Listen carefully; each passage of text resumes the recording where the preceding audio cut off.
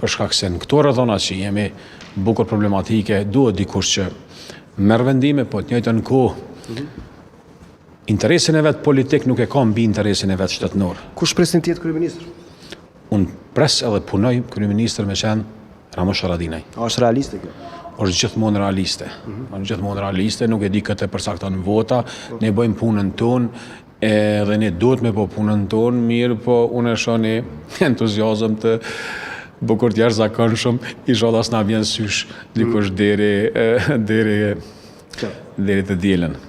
Do të shohim se çfarë do të ndodhë të dielën.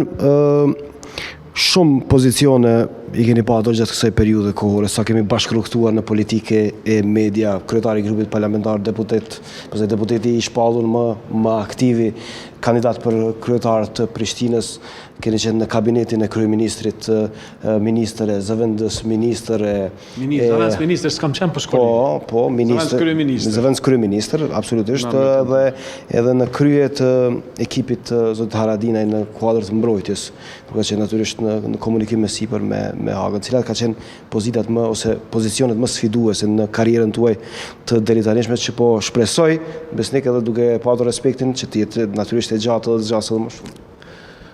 Isha, këto momentet më të vështira kanë qenë momentet kur kryetari na është marrë në Hagë, na është ndalë në Kollmar. Ato as kam përshkrim, as nuk di që shi përshkruja në herë që me i shkru, ne kem qenë bukur vetë, as kem pas të më mbështetje nga shteti, as nuk kem pas, bukur kemi qenë sfidum, nga armiq tanë, mirë po Zoti thot që drejtësia del gjithpa dhe doli. Kjo ka qenë pjesa më e vështirë për ne si parti. Bukur problematike është po ashtu edhe momentet kur jemi minu me dhonë drejtime vendit. Me thonë, kanë qenë vendime jo të lehta, por një periudhë rënd ka qenë kur e kemi vendosur taksën dhe kemi punu me ndarjen e Kosovës. Një periudhë bukur. Ka qenë më sfiduese. Ka qenë bukur sfiduese, më kujtohet telefonata me Bolltonin, ashta shpjegoj pak. Sa do të foli bashkë kështu? Troq.